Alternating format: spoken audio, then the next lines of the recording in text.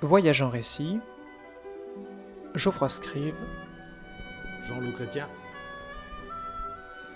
Jean-Loup Chrétien, vous êtes connu pour être le premier astronaute français. Vous avez pu faire 3 vols, 2 sur la navette Soyouz, avec les Russes, et le dernier avec les Américains sur la navette spatiale. Mais auparavant, être astronaute, ça ne tombe pas du ciel, si l'on peut dire. Vous avez été pilote de chasse, pilote d'essai, et encore avant, donc, vous avez intégré l'école de l'air en 1959, et vous êtes originaire, en ce qui concerne notre antenne RCF du Finistère, de Morlaix, où vous résidez toujours à Kerlanec, il me semble. Je réside toujours dans un village rattaché au village de Ploujean. Donc la paroisse de Ploujean. La paroisse de Ploujean. Et, Très belle langue. et voilà. Et justement, si nous parlons de cela, c'est que vous avez une autre passion en plus du vol, qui est tout simplement la musique, et en particulier l'orgue. Tout à fait. L'orgue est devenue une passion. Enfin, quand j'étais tout jeune, quand la passion de l'aéronautique est née en moi, la passion de l'orgue naissait en même temps. Les deux sont nés en parallèle. Je devais avoir 8-9 ans, c'était à la fin de la guerre. Et donc j'avais ces deux fascinations. Et c'était la fascination de la musique, du fait de contrôler cet instrument qui peut paraître très impressionnant avec la multitude des tuyaux, un sentiment donc de puissance, de maîtrise d'un instrument, ou juste, et ce qui est déjà beaucoup, juste la mélodie, l'art musical qui vous imprégnait. Alors, je pense que j'essaie encore de trouver les vraies raisons. Alors, je me souviens d'un effet terrifiant. Terrifiant. Je sentais vibrer en moi tous mes petits muscles. Et alors, je pense qu'à cet âge-là, on a la chance d'avoir des oreilles intactes et des oreilles qui transmettent tout au cerveau, ce qui fait qu'on doit vibrer beaucoup plus qu'on ne le fait au fur et à mesure qu'on vieillit. Et ces oreilles vieillissent et ne laissent plus passer les sons de la même façon. Et pourtant, encore maintenant, l'orgue continue à me fasciner et fait vibrer en moi beaucoup de choses. Ça reste un peu mystérieux. Je ne saurais pas trop l'expliquer, mais c'était une fascination extrême. Alors, il y avait la fascination physique de l'aéronautique. L'avion me fascinait et faisait vibrer en moi, je pense, des choses physiques, purement physiques, sûrement pas très intellectuelles. Et la musique, l'orgue, mais également la musique classique que j'écoutais beaucoup chez mes parents, faisait vibrer des choses plus mystiques. Oui, donc c'est la vibration que je retiens dans ce que vous dites, à la fois donc celle musicale, et puis c'est la vibration pour la passion aéronautique, la vibration de l'air et de s'y déplacer. Et quelle impression gardez-vous encore aujourd'hui du premier vol que vous avez pu faire ? C'était chez les Russes, donc chez les Soviétiques, en juin 82. Et on a essayé évidemment d'imaginer avant de partir, pendant les temps de formation, de simulation, etc., d'imaginer ce que ça va être. Et bien sûr, le jour où les choses se déroulent un peu différemment de ce qu'on a imaginé. Et c'est vrai que là aussi, une fascination, tout se passe très vite. Entre le moment où le moteur s'allume et le moment où on arrive en orbite, il se passe un peu moins de 9 minutes. Donc c'est très très rapide. Et on a passé 2 ans à s'entraîner, 2 ans à se préparer, 15 jours à Baïkonour. Enfin, tout est toujours très très long. Et puis d'un seul coup, pof, on passe 2 heures également dans la fusée avant de partir, à se préparer. Et puis là, à l'instant où les moteurs s'allument, on sent le compte à rebours arriver, on vit ce compte à rebours, les 10 dernières minutes, et puis les 5 dernières minutes, et puis la dernière minute, et puis quand ça part, alors là c'est toute une série d'événements, de chocs, de secousses et de choses très impressionnantes. Et puis ça dure 8 minutes, c'est très très très très rapide. C'est ce qui frappe le plus.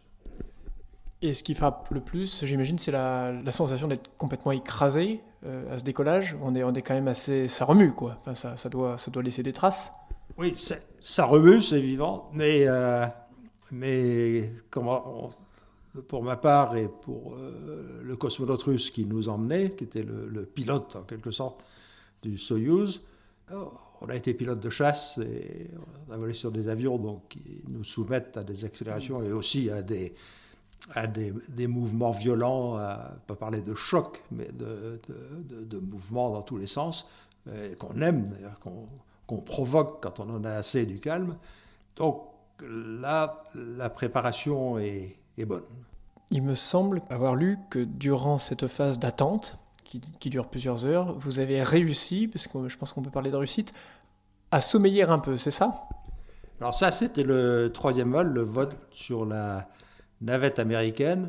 15 jours avant le départ, on a une petite épreuve de simulation, c'est-à-dire qu'on va à Cap Kennedy, on s'installe sur la navette qu'on va prendre 15 jours plus tard, et c'est, je crois, une très bonne mise en condition psychologique pratiquée par les Américains, par la NASA.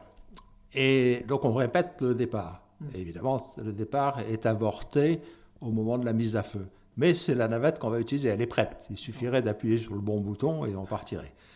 Donc on fait tout comme ci. Et là, j'avais trouvé que c'était impressionnant parce que la navette a une grosse différence avec le Soyouz. C'est que le Soyouz est un véritable siège éjectable pendant toute la mission. C'est-à-dire s'il se passe quoi que ce soit, on peut être évacué. On évacue le Soyouz et puis il redescend sur Terre. C'est arrivé 2 fois. Et ça se passe très, très bien. La navette, hélas, on avait les parachutes, mais on savait très bien que les chances de s'en servir étaient pratiquement nulles. Et on savait que c'était un engin quand même assez dangereux. Donc cette répétition 15 jours avant est plus impressionnante que la réalité 15 jours après. Et c'est bien fait par la NASA, je pense qu'ils savaient très bien ce qu'ils faisaient. Et là, en faisant cette répétition, je m'étais dit, on verra si je serai très à l'aise dans 15 jours. Comme je suis un bon dormeur et qu'on n'a pas grand-chose à faire dans les 20 dernières minutes avant le décollage, je verrai si je suis capable de m'endormir. Et effectivement, le jour du vol, 20-25 minutes avant de partir, on était 3 en bas, on était à l'étage du dessous. Plus personne n'avait grand-chose à faire. Le compte à rebours s'égrenait, c'était les techniciens américains qui s'occupaient de tout. Et nous, ça discutait dans la navette. Il y en avait qui parlaient de matchs de football. C'est bien, les collègues sont décontractés, tout le monde est décontracté. Pendant 20 minutes, je vais voir si je tiens mon pari il y a 15 jours. Et je me suis effectivement endormi. C'est ma jambe droite, mon genou droit qui est tombé. À la position où on était, donc mon genou est tombé. Je dis, c'est effectivement, je me suis endormi. Je me suis assoupi un quart d'heure avant le départ. Les autres s'en sont-ils aperçus? Non, je pense pas. Là. Ah, peut-être les 2 qui étaient avec moi en bas et qui étaient un peu derrière moi, donc ils s'en sont peut-être aperçus. Et ils parlaient, eux, tous les deux, du match de football qui se jouait entre leurs 2 écoles d'origine. Donc ça, c'est pour l'anecdote lors du décollage. Une autre anecdote que j'ai savourée en vous lisant, c'était celle où vous vous mettez, pour on va dire une activité sportive intense là-haut dans l'espace, à disputer une partie de tennis. Oui, ça aussi, c'était le 3e vol sur la navette. On vivait, plus exactement, on avait à l'arrière de la navette un grand module, un peu similaire au module de la station spatiale, donc il prenait à peu près la moitié de la soute de la navette, donc un gros module, et dans lequel on avait tout le chargement qu'on a livré à la station Mir. Ce qui fait qu'au retour, on ramenait aussi quelque chose, on ramenait, je crois, une tonne et demie de chargement, mais c'était peu de choses par rapport à la charge qu'on peut mettre dans ce grand volume. Au retour, donc il était presque vide, et avec Scott Parazynski, on s'est confectionné une balle avec du scotch gris. La navette était bourrée de bobines de scotch gris, le grey tape, comme ils disent. Et on a fait une balle et on a fait des raquettes avec des bouquins de procédures qui étaient plus utiles puisque c'était les procédures pour arriver. Et donc on s'est lancé dans une espèce de match de squash et en apesanteur et c'était extraordinaire, sauf qu'en l'espace de 10 minutes, on avait mis ce pauvre module un peu dans tous ses états, il y avait des tas de trucs qui flottaient dans tous les coins et le commandant de bord, Jim Weatherby, qui devait entendre du bruit de l'autre côté de la navette. À un moment, il est venu voir et je vois encore ses yeux comme Mr. Bean, des grands yeux ouverts. Il a regardé, juste demandé, vous êtes sûr de ce que vous faites? Et bon, il y avait rien il n'y avait aucun risque particulier. Alors on a continué encore 5 minutes et puis après on s'est arrêté. Parce que c'était quand même le chef de bord, si je puis dire, ce troisième personnage qui arrivait, non? Oui, c'était le commandant de bord, l'astronaute américain commandant la mission et pilote de la mission. C'est lui qui nous a amenés, c'est lui qui nous a ramenés. Et du coup, cette anecdote que j'ai lue donc, dans votre livre Rêve d'étoiles que nous avons ici m'amène à cette question tout simple. Quelle est la place de la littérature et de l'écriture dans votre vie? Je lis pas beaucoup, parce que maintenant, grâce à nos machines, nos écrans, on lit. Alors, je lis beaucoup sur les écrans, mais je lis de moins en moins sur les livres, parce que à chaque fois, j'ai l'impression que je peux faire autre chose, et autre chose, c'est de lire une partition de musique. Alors ça, par contre, le temps que je ne passe pas dans les livres, je le passe dans les partitions, et en prime du plaisir, on a non seulement la lecture, mais on a aussi les mains sur les claviers. Donc c'est un double plaisir. Alors, c'est sans doute pour cette raison que je lis peu. Et c'est donc aussi pour cette raison, on va dire, liée à la musique, que le deuxième livre s'appelle Sonate au clair de terre, finalement, sans doute. Il y a un lien entre votre métier de spationaute, l'écriture et puis la musique qui revient dans ce thème-là. Donc en fait, vous êtes plutôt Jean-Sébastien Bach que les écrits de Mermoz ou les écrits de Saint-Exupéry. Plus, oui, tourné. J'ai écrit 3 livres. Le seul que j'ai vraiment écrit tout seul, c'est celui-là, Sonate au clair de terre. Là, j'ai écrit tout seul. J'y ai pris du plaisir. Hein. C'est plaisant d'écrire. Ça se lit que vous prenez du plaisir dedans. On le devine facilement. Ouais. Pour avoir lu les deux, enfin, en train de lire Sonate au clair de terre et avoir lu Rêve d'étoiles, ouais, on sent bien le plaisir que vous avez à trouver le mot juste et la phrase élancée, si je puis dire, comme la fusée. Oui, je pense qu'on revit ce qu'on raconte. C'est dans le plaisir de raconter, il y a le plaisir de vivre ce qu'on raconte. Alors, soit on le vit parce qu'on l'a vécu pour de bon un jour où, soit on l'a imaginé, on raconte, les conteurs sont capables de lire et de raconter de très belles choses qu'ils ont imaginées, et ils doivent éprouver presque le même plaisir. Si je reviens donc à vos vols, par rapport à aujourd'hui, tel qu'on voit ces fusées décoller, d'après vous, qu'est-ce qui a pu changer dans la préparation, dans l'attitude des astronautes? Est-ce qu'il y a des choses qui ont fondamentalement changé ou est-ce que tout est resté à peu près ou exactement la même chose? Techniquement, très peu de choses ont changé. En particulier pour la grosse technique, la motorisation, les moyens de vie, les moyens de distribution d'oxygène, l'électricité, servitude hydraulique, etc. Ça a très peu changé.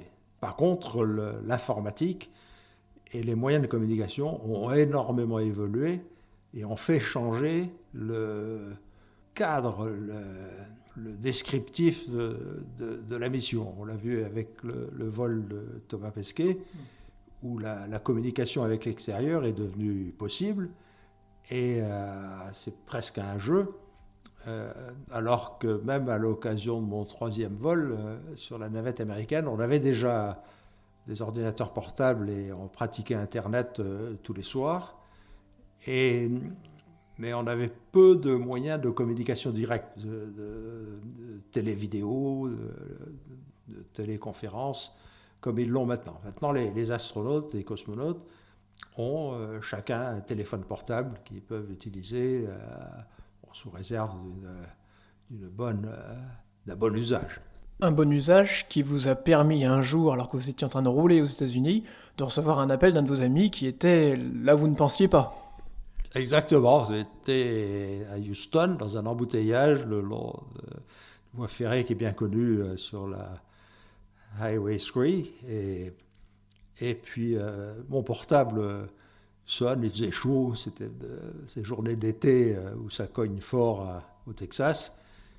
Et puis, quand je mets mon portable à l'oreille, parce qu'on a le droit, c'est pas recommandé, mais on a le droit, surtout dans un embouteillage, et j'entends un grésillement, la friture, je me dis, oh, ça, c'est sûrement un Russe qui m'appelle. Et ce que je ne savais pas, c'est que le Russe qui m'appelait, il m'appelait de là-haut. C'était Sergueï Krikaliev, qui était dans la station l'ISS, et qui avait décidé de m'appeler. Et donc, ça a été quand même une surprise.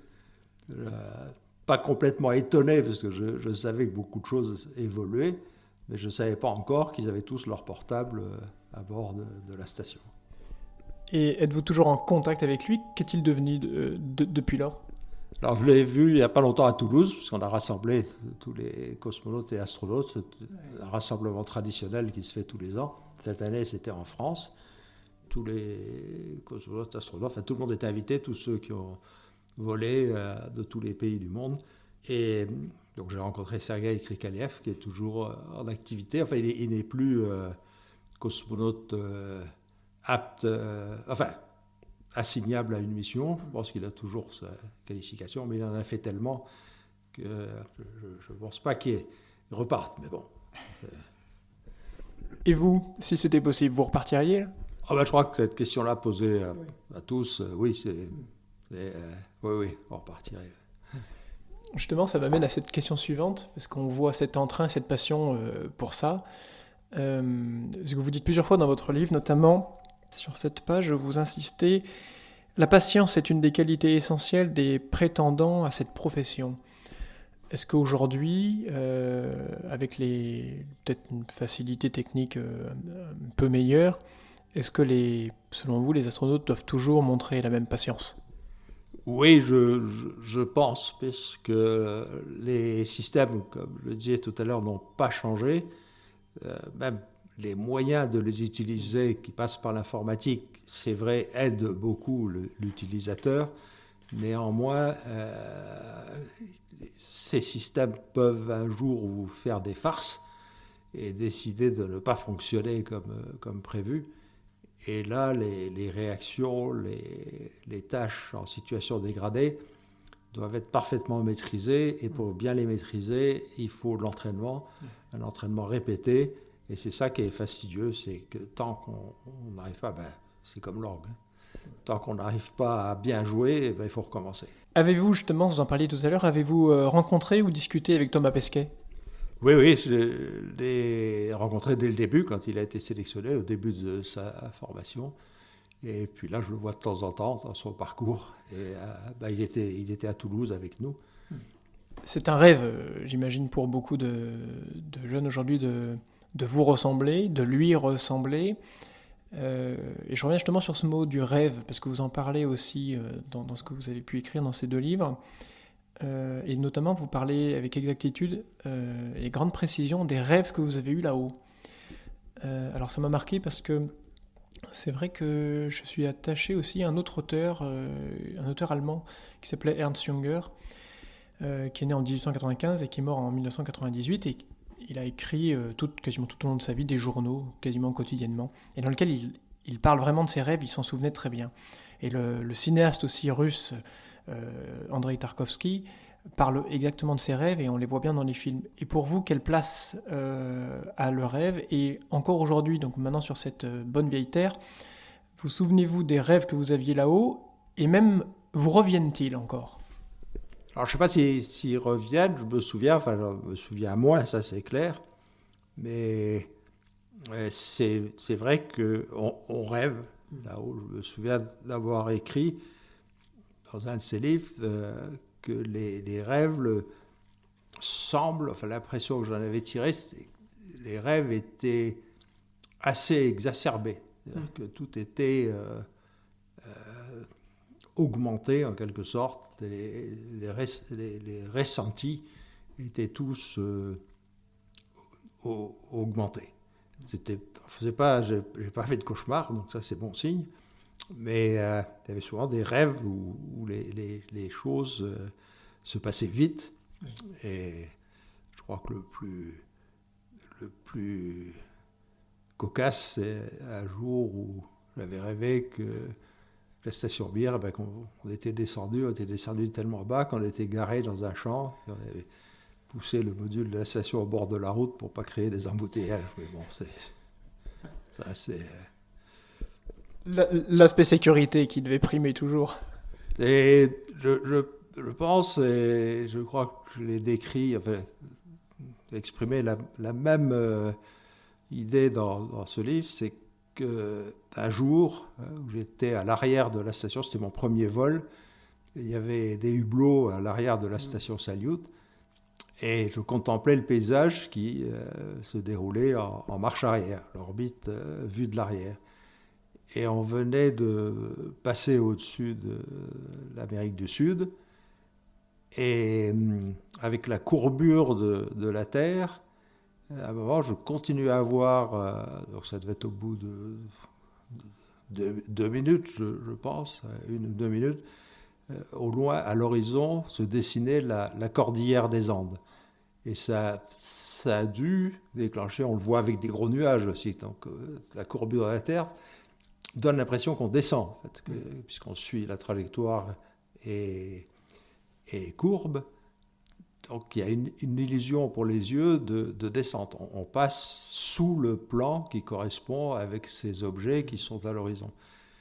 Donc le cerveau a dû enregistrer une image étant plus bas que les montagnes. Et ça, du coup, ce rêve-là, je l'ai fait plusieurs, pas toujours dans l'espace. Celui-là, c'était dans l'espace, mais après, j'avais avec une navette qu'on était en train de descendre entre les montagnes et qu'on n'était toujours pas posé et qu'on cherchait la piste, ce qui est impossible. Et ça, je l'ai rêvé sur Terre. Oui, parce que la navette, c'est un fer à repasser, ça tombe. Hein. Ah oui, la navette, ça descend très vite. Ouais. Je crois qu'elle a une finesse de 4, c'est-à-dire que pour 1 kilomètre d'altitude, elle en fait 4 en horizontal. Oui, c'est ça. Ouais. Donc quand on est à 1000 mètres, on ne va plus très loin. Ouais. Et il y a un autre rêve dont vous parlez dans votre livre, je crois que vous rêvez, et ça pour le coup c'est un rêve de beaucoup, aujourd'hui, parce qu'on s'en approche peut-être, c'est d'être sur Mars. Ah oui, ça c'est... Avant, ça a commencé par la Lune, et puis maintenant c'est Mars. Beaucoup d'entre nous, la grande majorité qui n'est pas allé sur la Lune et qui n'ira pas sur Mars, rêve d'aller sur une autre planète. Oui, ça c'est clair. Et vous parliez de courbure de la Terre. Récemment, je regardais quelques vidéos, je l'avais déjà vu il y a des années. On vous voit avec Nicolas Hulot à bord d'un MiG-25. Personnellement, c'est un avion qui m'a beaucoup impressionné. Le MiG-25 ou le Foxbat, il me semble, ou le MiG-31 maintenant. Ça m'amène à parler de votre parcours un peu de pilote avant. Quel avion vous a peut-être le plus marqué, ou vous a peut-être fait le plus de frayeur? Et pour vous, lequel a été peut-être le plus attachant? Alors, le plus attachant, c'est mon petit Bonanza. Voilà. Plus attachant, c'est celui-là. Il est où maintenant celui-là? Il est à Morlaix. Ah, ça, c'est le plus attachant.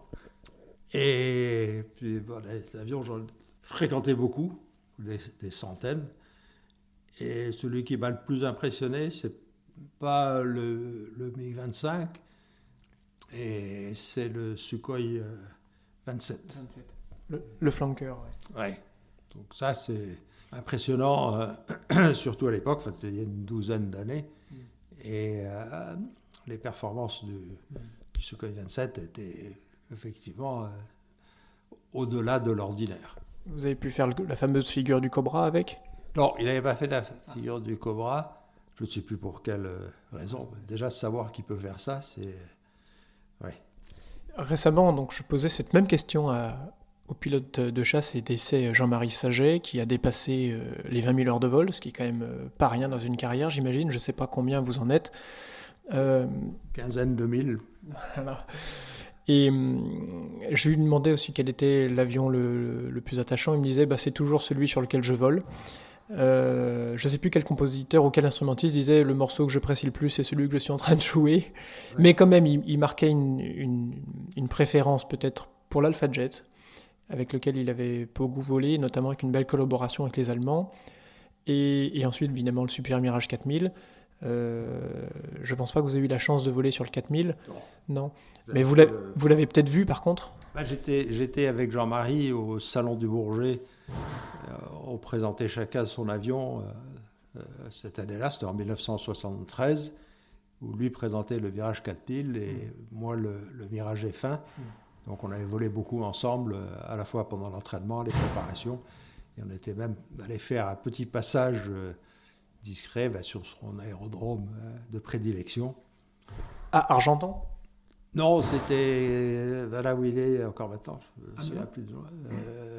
Voilà, on était allé faire un passage à très basse altitude avec les deux avions, où il y a le club Marcel Dassault, l'aéroclub Marcel Dassault. Nangis. Et quelle a été votre collaboration avec lui au cours de ces années professionnelles, je dirais, de pilote d'essai? Ça a été une très belle époque, parce qu'on avait d'un côté le temps professionnel, et puis il y avait le temps non professionnel qu'on passait ensemble à diverses occasions et dans diverses circonstances, et c'était toujours très enrichissant d'être avec quelqu'un comme Jean-Marie Saget. C'était pour nous tous, on était 3, 4, 5 pilotes d'essai qui étaient un peu dans son giron, et c'était très, très enrichissant. Qu'est-ce que ça peut changer pour un pilote de passer de 100 heures à 1000 heures et surtout à 10 000 heures? Parce que 10 000 heures, ça commence, il n'y en a pas beaucoup qui passent ça, et encore plus 15 000. Ou comme vous, et 20 000, comme Jean-Marie Saget. Qu'est-ce que ça peut changer dans la façon de penser son vol, de l'aborder, ou de se considérer par rapport aux autres? Le nombre d'heures est effectivement un facteur important, mais ce n'est pas le seul. Il y a le nombre d'avions. Si on a la chance d'avoir volé sur des tas d'avions, plus on en a fait voler, et mieux c'est.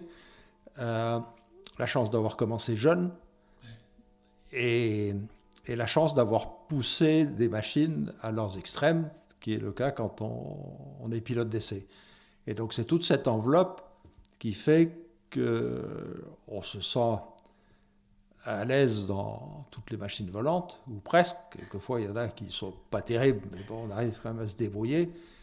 Et là, je reviendrai à nouveau à la comparaison au domaine musical.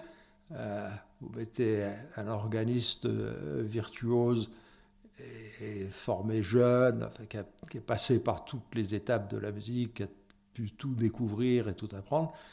Vous pouvez le mettre derrière n'importe quel instrument. Il ne sera pas surpris. Ouais. Donc, et je crois que c'est valable pour tous les métiers du monde.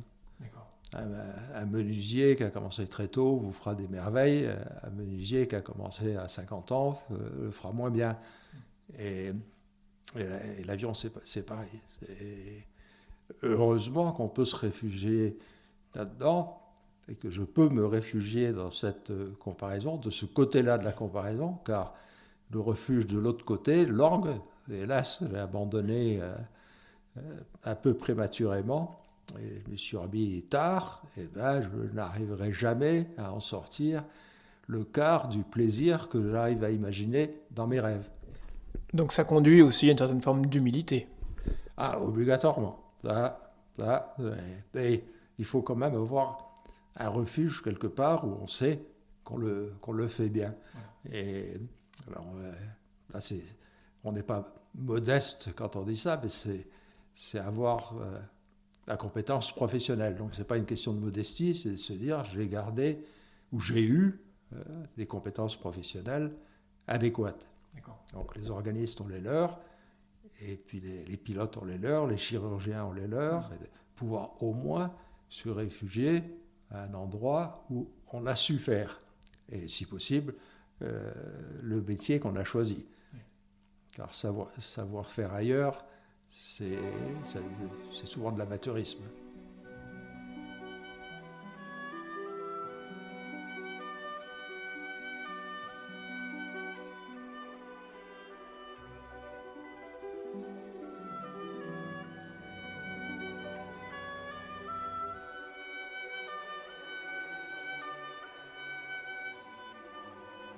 Jean-Marie Saget me parlait de l'humilité, et d'ailleurs j'ai cru deviner chez lui Et évidemment de la foi. Alors ça m'amène évidemment, vous me direz, je sais que par vos écrits, vous êtes croyant, comme votre nom l'indique.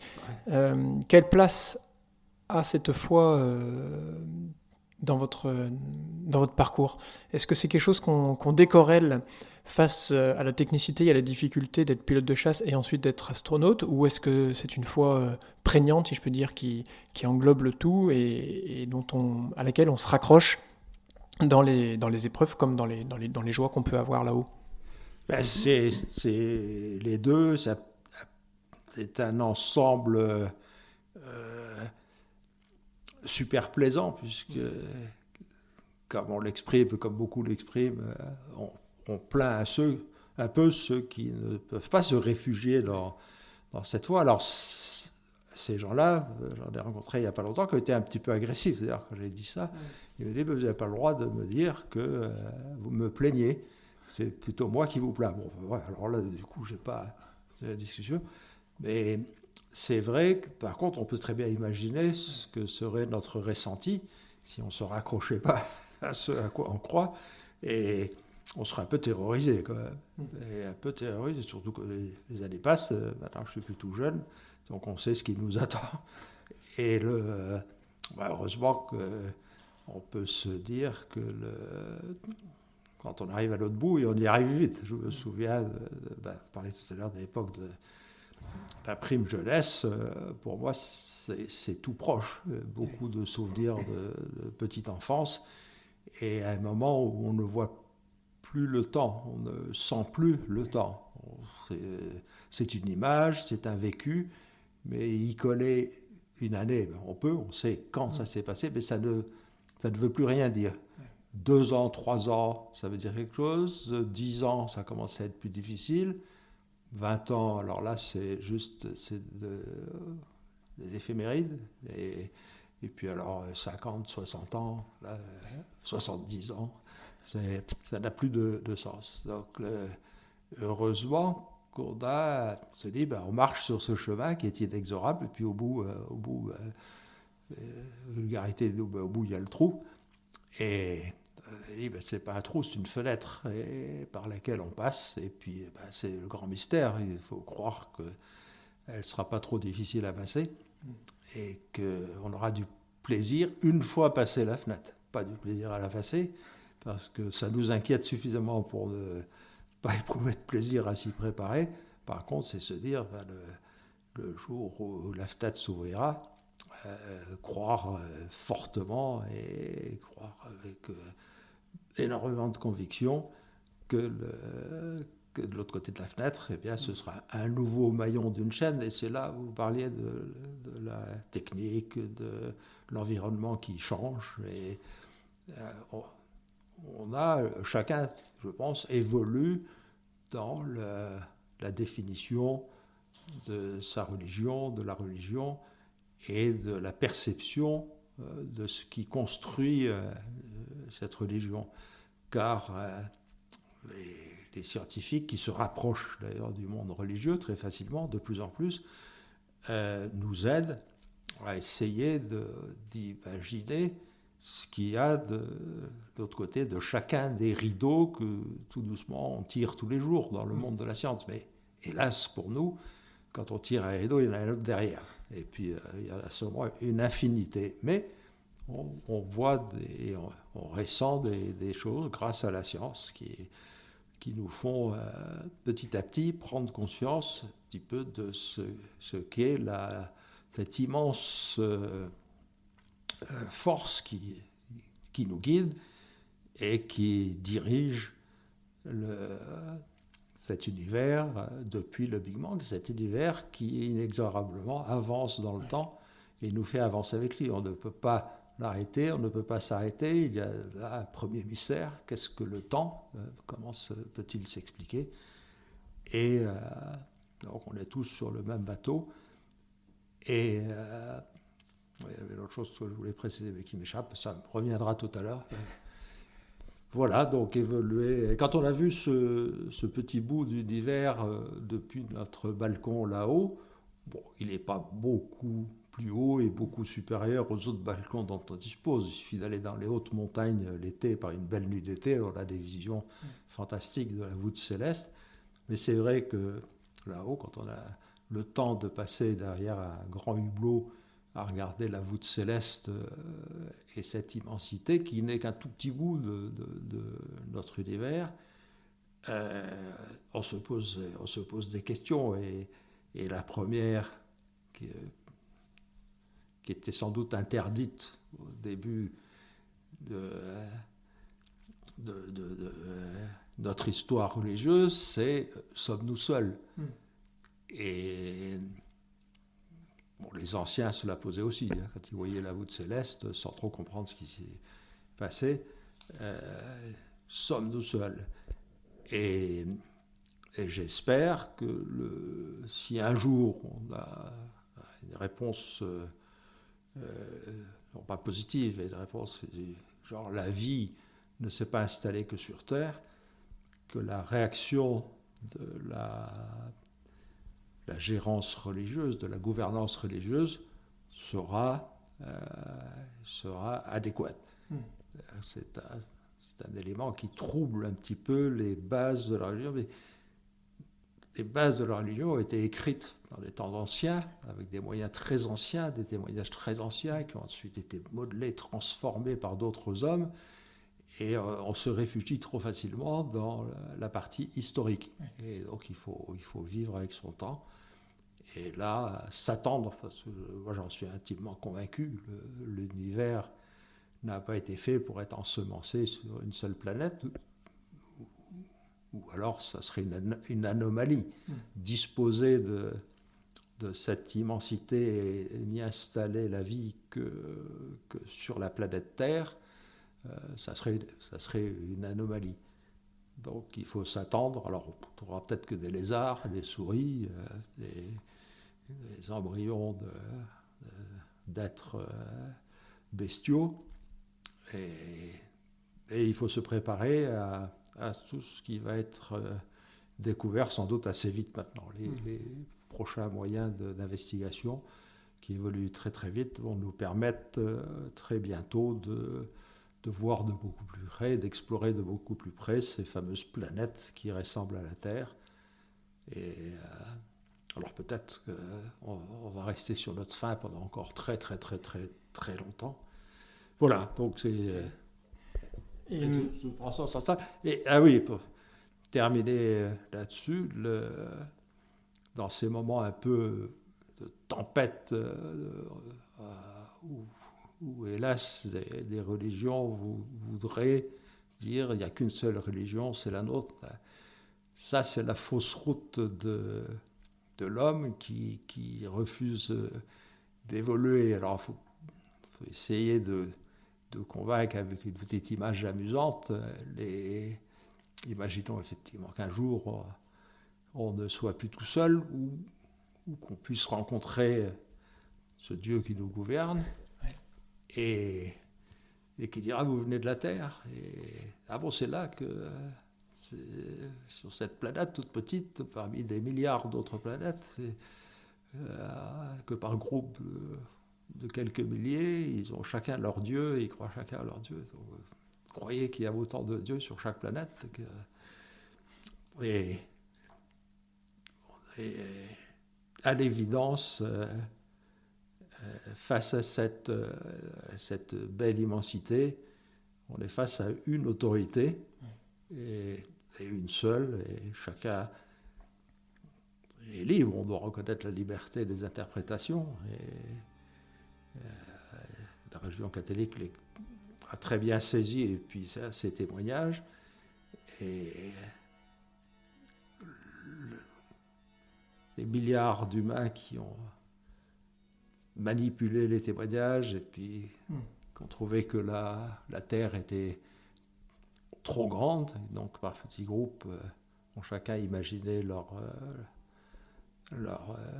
conclusions de leurs témoignages, un jour seront obligés de se rassembler. C'est ce que j'espère, ce dont je suis convaincu. Justement, peut-être une dernière question. Est-ce que justement ce sujet de la spiritualité, de la foi, est-ce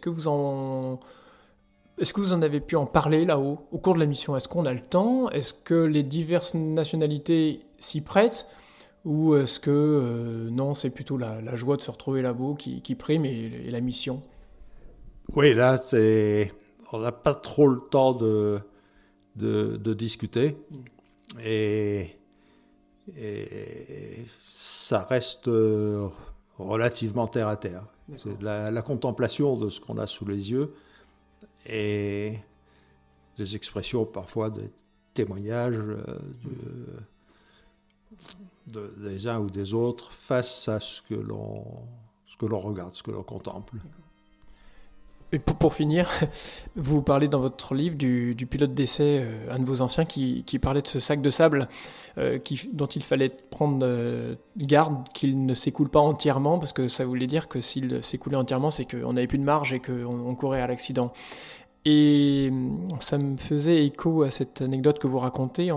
Si je vous dis que la vie ne tient qu'à un fil, ça vous fait penser à quelle anecdote de l'un de vos vols? Ah ben le second, l'a sorti dans l'espace. On était coincé dans le sas qui permet de rentrer dans la station, c'est-à-dire qu'on ne pouvait pas fermer la porte qui communiquait avec l'extérieur. Alors on venait de rentrer dans le sas. Dans le sas, il y a deux portes, il y a la porte extérieure puis la porte. Et avant de pouvoir ouvrir la porte qui nous met dans la station, c'est comme dans un sous-marin, il faut repressuriser le sas. Et tant que la porte extérieure n'est pas bien fermée, on ne peut pas repressuriser le sas. Et là, les systèmes de verrou de la porte ne fonctionnaient pas. Et en fait, la poignée qui permettait de commander ces verrous avait été accrochée par un de mes collègues à un long lacet pour pas qu'elle s'évade en apesanteur, pour pas qu'elle aille se coincée quelque part, qu'on ne la retrouve pas et que là aussi on soit incapable de fermer notre porte. Donc il avait astucieusement attaché cette poignée à un long lacet. Et quand on est rentré, le haume de mon scaphandre était couvert d'eau, il y avait une panne de ventilation, donc je voyais pratiquement rien. Donc c'était au juget que j'avais positionné la porte et je tournais vaillamment cette poignée qui s'est emberlificotée dans le fil sans que je le voie.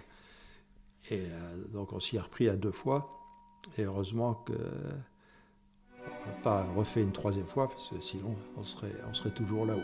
C'est sur cette anecdote que nous allons finir cette émission. Je vous remercie d'avoir bien voulu répondre à mes quelques questions. Merci beaucoup Jean-Loup Chrétien, merci. Oui.